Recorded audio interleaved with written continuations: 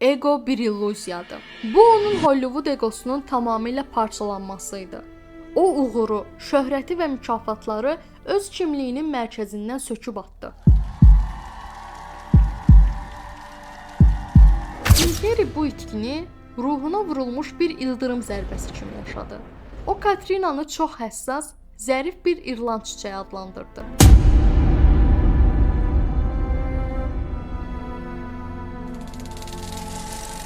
Welcome two-time Golden Globe winner, Jim Carrey. Thank you. I am two-time Golden Globe winner, Jim Carrey. You know, when I go to sleep at night, I'm not just a guy going to sleep. I'm two-time Golden Globe winner, Jim Carrey, going to get some well-needed shut-eye. And when I dream, I don't just dream any old dream. No, sir. I dream about being three-time Golden Globe winning actor Jim Carrey.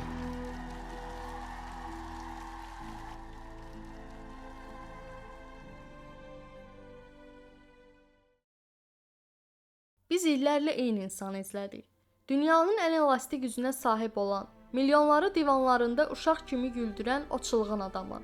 Amma heç birimiz fərqinə varmadıq. Biz onun filmlərinə baxıb güldüyümüz hər saniyə, əslində bu adamın daxilindəki qaranlığı və ağrını istehlak edirdik. Biz hər birimiz ekran qarşısında oturub onun çılğın plastikasına baxarkən sadəcə əylənirdik. Amma heç birimiz düşünmürdük ki, bir insan dünyanı güldürmək üçün öz ruhundan nə qədər fəda edə bilər. Bu gün sizə Hollywoodun ən çox qazanan aktyorunun yox, plastik maskanın arxasında diri-diri bastırılmış və özünü xilas etmək üçün intiharlardan, fəlsəfədən keçmiş bir ruhun əsl hekayəsini danışacağam. Maska arxasındakı kainata xoş gəldiniz. Hər şey 1962-ci ildə Kanadanın dumanlı Ontario əyalətində Newmarket adlı balaca bir şəhərcikdə başladı. Jim 4 uşaqlı kasıb bir ailənin ən balacası, bəlkə də ən həssası idi. Atası Percy musiqi həvəskarı olan bir mühasib, anası Kathleen isə evdar qadını idi. Bu balaca oğlanın uşaqlığı otağındakı güzgü ilə keçirdi. Saatlarla güzgünün qarşısında dayanır, bədənini və üz əzələlərini elə formaya salırdı ki, sanki sümükləri yox idi. O insanları sadəcə təqlid etmirdi, onların ruhunu kopyalayırdı. Hələ 10 yaşındaykən o dövrün ən populyar komediya layihəsi olan The Carl Burns Show-ya öz uşaq CV-sini göndərəcək qədər cəsarətli və xəyalpərəst idi. Amma taleyin bu uşaq üçün başqa planları var idi. Jim 14 yaşına çatanda atası işini itirdi və bir gecənin içində ailənin bütün dünyası darmadağın oldu. Evsiz qaldılar. Onların yeni evi köhnə bir sərnişin avtobusu və onun yanındakı çadırı idi. Yeniyetmə bir uşaq üçün bu, cəmiyyətin gözü qarşısında böyük bir rüsvayçılıq və dərin bir travma idi. Jim məktəbi atdı. Ailəsi acından ölməsin deyə fabriklərdə, tualetlərdə gecə təmizləyicisi işləməyə başladı. İçində inanılmaz bir qəzəb, əsəb və dünyaya qarşı nifrət yığılırdı. Amma Jim o nifrəti götürüb, dünyanı sarsıdacaq o silaha, yumora çevirdi. Evdə hər gün ağlayan anasını və çarəsiz atasını güldürmək üçün hər gecə o soyuq avtobusun içində çılğın şoular göstərirdi. Gülüş onun yeganə sığınacağı idi. 15 yaşında artıq qərarını vermişdi. Torontodakı Yuk komediya klubunda ilk dəfə səhnəyə çıxdı. Amma reallıq nağıllardakı kimi değildi. İlk çıxışı tam bir fəlakət oldu. Tamaşaçılar onu səhnədən qovdular. Lakin Jimin lüğətində təslim olmaq sözü yox idi. O inadla qaranlığın üzərinə getməyə davam elədi. Jim Carrey 19 yaşında cibində demək olar ki bir qəpik də olmadan xəyallar şəhərinə, Los Ancelesa gəldi. Bura onun üçün həm bir xilas qapısı, həm də daxili qorxularının ən böyük quyusuydu. Hollywood tamaşaçısı bu qəribə, üzü formalardan formaya düşən oğlanı dərhal qəbul etmədi. Dəfələrlə səhnədən qovuldu. Zarafatları boş salda əks-səda verdi. Amma o, hər uğursuzluqdan sonra güzgünün qarşısına keçir, hər bir üz əzələsini bir cərrah dəqiqliyi ilə yenidən məşq etdirirdi. Nəhayət onun bu dəli inadını Rodney Dangerfield kimi ustadlar gördü və ona öz böyük şoularında yer verdilər. Kino dünyası isə onun üçün yavaş-yavaş açılırdı. 1981-ci ildə Rubber Face, 1984-cü ildə Finders Keepers filmlərində kiçik rollarda görünməyə başladı. Əsl ciddi addım 1985-ci ildə gəldi.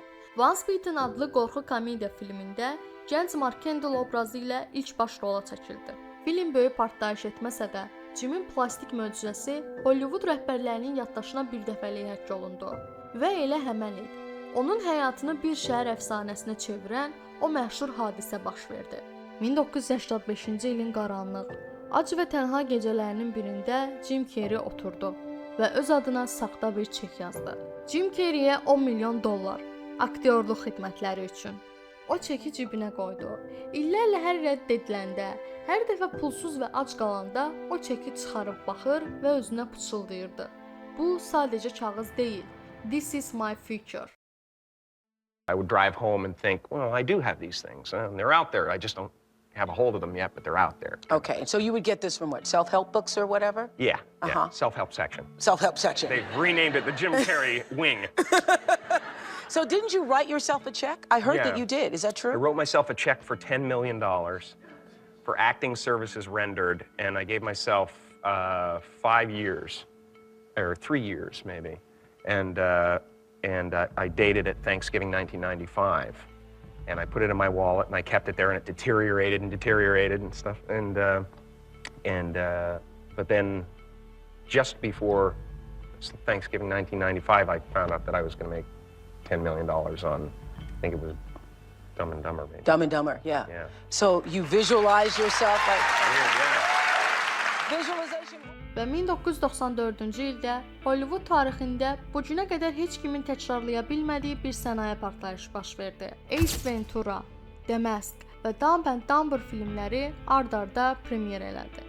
Jim Carrey bir gecənin içində qlobal bir simaya, Hollywoodun ən çox qazanan ulduzuna çevrildi. O cibindən illər boyu köhnəlmiş, rəngi qaçmış o saxta çeki çıxardı və yazdığı rəqəmin artıq onun bank hesabında təsdiqləndiyini gördü. O taleyini özü yazmışdı. Amma bu qələbə böyük bir lənətin başlanğıcı idi. Jim Carrey sadəcə insanları güldürən bir personaj olmaq istəmirdi. O daxilindəki o böyük boşluğu dünyaya göstərmək üçün can atırdı. 1998-ci ildə The Truman Show gəldi. Bu bütün həyatı gizli bir televiziya şousu olan, saxta bir dünyada yaşayan insanın həqiqi fəryadı idi. Bu dahi rol ona Qızıl Qlobus gətirsə də, əslində Jim orada başqasını yox, elə özünü oynayırdı. 2004-cü ildə isə Eternal Sunshine of the Spotless Mind ilə onun aktyorluq fəaliyyəti zirvəyə çatdı. Sevgi, itki və unuda bilməmək ağrısı. İllərlə hamı ondan eyni şeyi tələb edirdi. Bizə o şən, dəli, hər kəsi güldürən Jim Carrey-ni verin. Və bu obrazı oynamaq, onun içindəki real insanı hər gün biraz da zəhərləyirdi. O özünü rolun içində itirmişdi. Canlı bir insan yox, milyard dollarlıq bir sənaye məhsuluydu. Bu dözülməz yük onu ağır bir depressiyaya saldı. O kameralardan qaçdı. Uzun illər filmlərə çəkilmədi. Çünki şöhrətin və milyonların arxasında öz ruhunu tamamilə itirmişdi. Bu böyük daxili qaranlıq onu məşhur filosof Eckhart Tolle'un dünyasına gətirdi. The Power of Now, indiki anın gücü. Bu fəlsəfə onun beynindəki bütün zəncirləri qırdı. Jim anladı ki, çəkdiyi bütün əzablar əslində beyninin uydurduğu keçmiş və gələcək hekayələrindən ibarətdir. Ego bir illüziyadır. Bu onun Hollywood egosunun tamamilə parçalanmasıydı. That said that. You're talking about like Jim Carrey the man, Jim Carrey the performer. Are you more comfortable as one or the other, or is that like, are they even mutually exclusive? I don't exist. So they're all characters that I played, including Jim Carrey, including Joel Barish, including any of those things. They're all characters. Jim Carrey was a less intentional character, Right. because I thought I was just building something that people would like, but it was a character, so it's, I played the guy that was free from concern so that people who watched me would be free from concern, and then at a certain point you go like, okay, well, that's great, but, it's like the one thing, like people talk about depression all the time. The difference between depression and sadness is just, from happenstance, whatever happened or didn't happen for you, or, grief or whatever it is. And depression is your body saying, fuck you, I don't want to be this character anymore. O uğuru, şöhrəti və mükafatları öz kimliyinin mərkəzindən söküb atdı. O sadəliyi və yalnız indiki anı yaşamağı seçdi. Və bu oyanış onun depressiyadan çıxış qapısı oldu. Amma həyat ona ən ağır sınağını hələ yaşatmamışdı. 2015-ci ilin sentyabrı. Jimin böyük bir sevgi ilə bağlı olduğu, lakin dalğalı münasibət yaşadıkları Katrina White ayrılıqlarından cəmi bir neçə gün sonra öz həyatına son qoydu. Gənc qadın intihar etməmişdən qabaq Jim üçün son bir vida məktubu buraxmışdı. O məktubda bu sözləri yazmışdı. Məni bağışla. Sənin yanında ola bilmədim. Amma həmişə sənə yaxşı tərəflərimi göstərməyə çalışdım. Dəfn və ya başqa bir mərasim istəmirəm. Mənim ailəm sənsən. Xahiş edirəm, məni bağışla.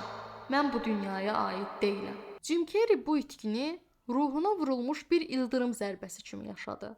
O Katrinanı çox həssas, zərif bir İrland çiçəyi adlandırdı. Gənc qadının ölümü ilə sanki Jimin öz ruhunun da böyük bir parçası torpağa bastırıldı. O dünyadan tamamilə təcrid olundu. Qaranlıq bir sükuta qərq oldu. Bu faciədən sonra Jim Carrey üçün Hollywood işıqları bir dəfəlik söndü.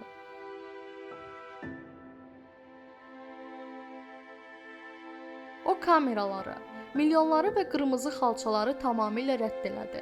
Çünki o an qaranlıq otağında tək qalanda başa düşdü ki, insanın bu həyatdakı ən böyük, ən qanlı mübarizəsi şöhrətlə yox, öz içindəki o qorxulu və qaranlıq boşluqla olur və o boşluqdan xilas olmağın tək bir yolu var: tamamilə yox olmaq.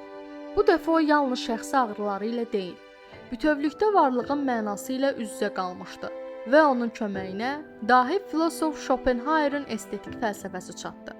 Schopenhauer deyirdi ki, sənət insanın həyatını əzablarından və iradənin zəncirlərindən bir anlıq da olsa azad edən yeganə müqəddəs qüvvədir.